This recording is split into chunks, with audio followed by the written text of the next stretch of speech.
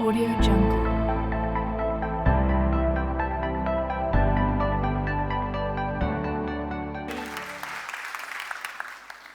Great! You're not in school, guys. You're not in school. When I was your age, I would have been bursting my proverbials to be down here. And then I think when I got in here, I would have been slightly disappointed because there were no boys. But apart from that, you're in for an amazing day. This is an amazing experience. And every time I come here, I always think, wow, I learn a lot. So I'm Dr. PIXIE McKenna. Have we got any budding doctors in here? Anyone who wants to do medicine? 1, 2, 2? Oh, well, you mightn't want to do it after you've heard my story. Who knows? I'm a GP, TV doctor, and do lots of other bits and pieces. But I had my entire career summed up by a man in the airport recently who came up to me and said, "Aren't you the one that looks at Mickeys on the television?" Because I've spent a lot of time looking at Mickeys on the television. Anyway, why are we here? We're here to talk about STEM: science, technology, engineering, and maths. If I had been told that at your age, I would have gone, oh gosh. But I am actually in a STEM career. I like science. I didn't love science. I'm not technological. I have no engineering brain, and I was rubbish at maths. But like many of you, when you hit transition year and you're thinking about what you're going to do after school, or the choices you might like to make, sometimes you rule things out before you even know anything about them.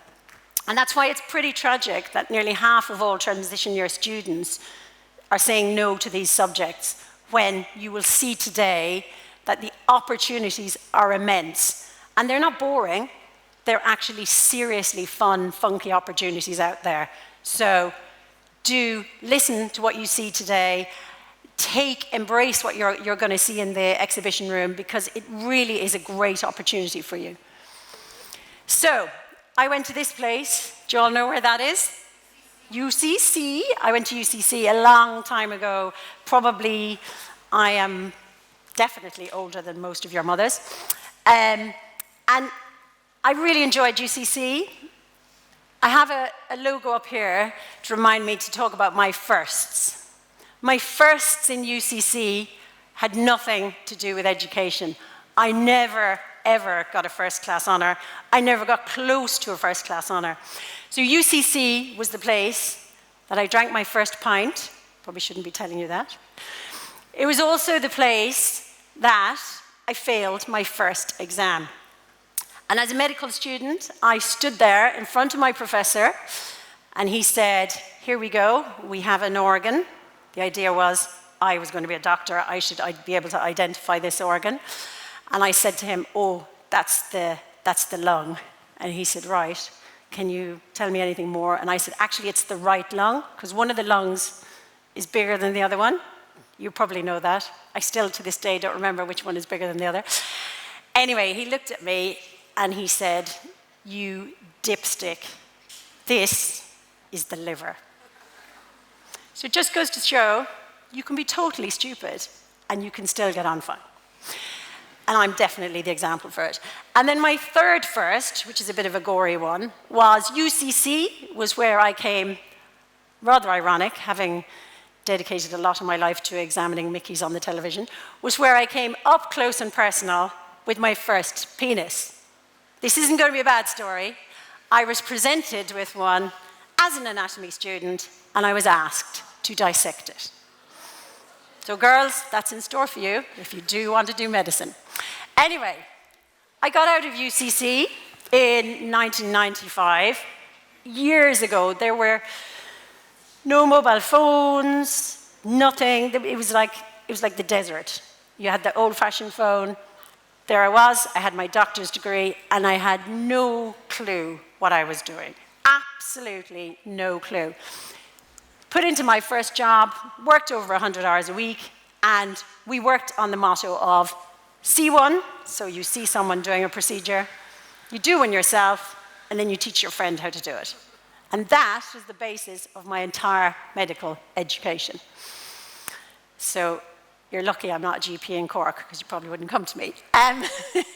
Anyway, so I had this career plan. I thought, that's grand. I'm not going to be a brain surgeon. I'm not going to find the cure for cancer. I'm going to be a GP. And I wanted to be a GP because my dad was a GP, my uncles were GPs. I actually genuinely wanted to be a GP. So I was focused, I was confident, and I thought I was well connected. So off I went into the interview, just assuming the interview was a formality. I was going to get the job, I'd do my GP training in Cork, it would be amazing. And they were like, nah, no chance, love. And it was the best thing that ever happened to me, because what I realized was I wasn't confident, actually. I was incredibly cocky, and I just breezed in. And I didn't work for it. I just assumed, why wouldn't you give me a job? I'm great. And I didn't get it. And that single decision, which for me was devastating, I was mortified, my family were very upset. That single decision was the best thing that ever happened to me in my life, because it gave me a good boot up the proverbial, and I had to go and explore other options. So, absolutely, throughout your journey, wherever you go in education, even if you go straight into a job after school, remember that failure, it's a detour. It's not a dead-end street. Don't ever give up. If you want to do something, don't ever, ever give up. I ended up here, I ended up in Cambridge. Wasn't such a bad place to go. It was an amazing place to go. Really, really enjoyed it and had a phenomenal experience. And the brilliant thing about it was, as you will all know, if you're from Cork, or, you know, we've got people here from Schull, we've got people here from Mallow.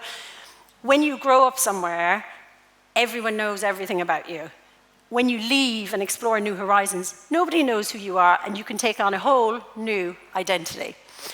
So I did my GP training in Cambridge, and then, after that, I did a series of jobs, but my main job was, I got a job as a GP to the rich and famous in London. And it was mega. It was brilliant. I was driving around in chauffeur-driven cars, seeing pop stars and rock stars, and it was great. It was absolutely great. And while I was doing it, someone said to me, hey, listen, you should have a look at this email. There's a TV company looking for a doctor. So I filled out my application, and I went, and I did 3 screen tests for this particular show. And they said to me, you're marvelous, you're fabulous, you're amazing, because that's what they tell you in telly. And then they never, ever picked up the phone to me again. They ignored my emails, they refused to speak to me because they didn't have the balls to tell me they didn't want me.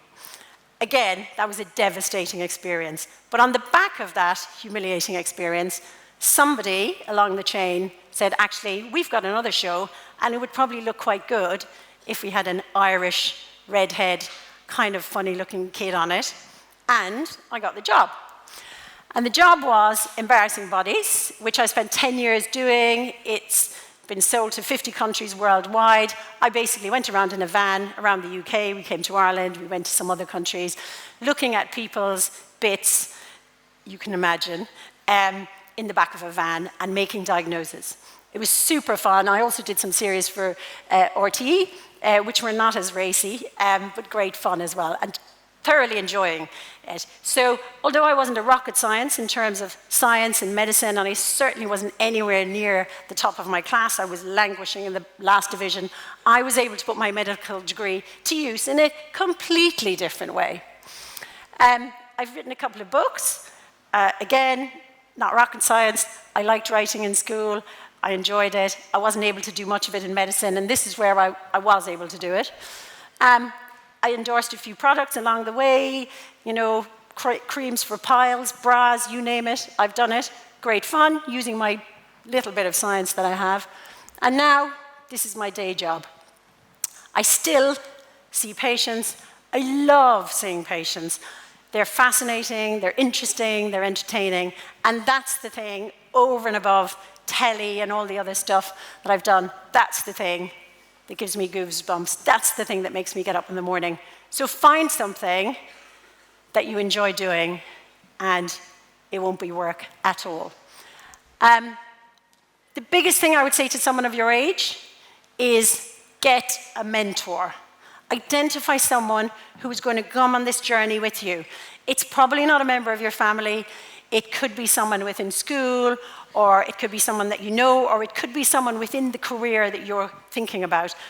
Or it could be someone that, like you, when they were leaving school, had no idea what they wanted to do. But a mentor is really important. The next thing that's important, you all know this lady, very successful lady. You do know who this is, yeah? So Kimmy is a role model for a lot of people. I'm not necessarily putting her up there to be your role model, but do find a role model. Find someone and think, wow, I'd like to be like that person, and follow what they do, and you will get a lot of inspiration and support. It's worth it. So it's always worth having a role model. And finally, don't be afraid to fail. The best things happen to you when you're told no, when doors are closed, because you have to go a different route. And in doing so, you encounter so many more opportunities. So your teachers, they open the doors for you, but you need to enter by yourself. Be bold, be brave, have courage, and don't go where the path leads. Instead, take a different path and leave your own trail. Today, as Gillian said, is all about choices, chances, and changes. Make a choice. Go and take that chance. You mightn't get it again. And then you will be the change. You will be the Greta of Cork, the robot of Cork. You can be anything. It all starts here. Just don't be afraid. Thank you very much. Have an amazing day. Embrace it and enjoy it.